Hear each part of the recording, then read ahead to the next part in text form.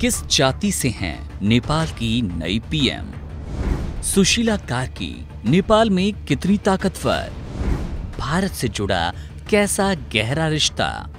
सुशीला कार्की, जो हाल ही में नेपाल की पहली महिला अंतरिम प्रधानमंत्री बनी, उनकी जातीय पृष्ठभूमि और भारत से जुड़ाव आज राजनीति और जनचर्चा का विषय बना है। उनका जन्म 1952 में नेपाल के पूर्वी झापा जिले में एक साधारण किसान परिवार में हुआ और वे क्षेत्रीय जाति से आती हैं, जो नेपाल का दूसरा सबसे बड़ा जातीय समुदाय है और पारंपरिक रूप से क्षत्रिय यानी कि शासक और योद्धा वर्ग से जुड़ा है। क्षेत्रीय समुदाय ने नेपाल के सैन्य, प्रशासनिक और शाही इतिहास में महत्वपूर्ण भूमिका निभाई, लेकिन शीर्ष राजनीतिक पदों पर इस समुदाय का प्रतिनिधित्व अपेक्षाकृत कम रहा।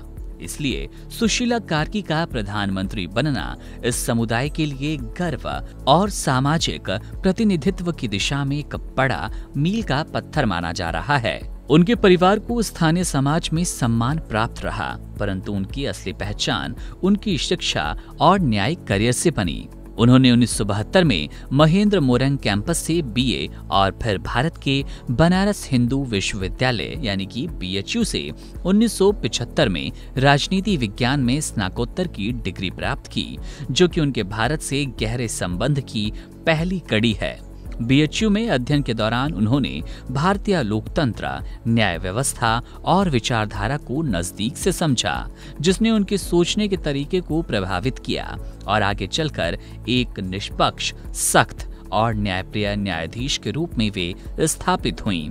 भारत से उनका रिश्ता केवल शैक्षिक नहीं बल्कि सांस्कृतिक और पारिवारिक स्तर पर गहरा रहा। उनके परिवार का संबंध नेपाल के पहले लोकतांत्रिक प्रधानमंत्री विश्वेश्वर प्रसाद कोइराला के परिवार से रहा, जो स्वयं वाराणसी में पढ़े थे और भारतीय लोकतांत्रिक मूल्यों से गहरा जुड़ाव रखते थे।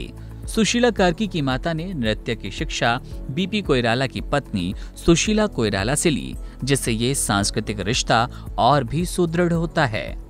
भारत में शिक्षा और सांस्कृतिक विरासत के कारण कार्की की सोच भारत के लोकतांत्रिक मूल्यों के प्रति सहानुभूतिपूर्ण रही और यही कारण है कि भारत के नीति निर्माताओं की नजरें अब नेपाल में हुए इस सत्ता परिवर्तन और कार्की के नेतृत्व पर टिकी है। सुशीला कार्की की छवि 2016-17 में नेपाल की सुप्रीम कोर्ट की पहली महिला चीफ जस्टिस के रूप में उभरी, जब उन्होंने भ्रष्टाचार के खिलाफ निर्णायक फैसले लिए, जैसे कि मंत्री जयप्रकाश गुप्ता को जेल भेजना, जिससे जनता में उनकी ईमानदार और निर्भीक छवि बनी। उस दौर में जब माओवादी और नेपाली कांग्रेस ने उनके खिलाफ महाभियोग लाने की कोशिश की, तब जनता और न्यायपालिका के विरोध ने उन्हें मजबूती दी और इसने कार्की को जननेता के रूप में स्थापित किया। 12 सितंबर को जब जैनजी आंदोलन के चलते केपी शर्मा ओली की सरकार गिरी और देश में अस्थिरता फैली, तब सेना और युवाओं के समर्थन से सुशीला कार्की ने अंतरिम प्रधानमंत्री पद की शपथ ली।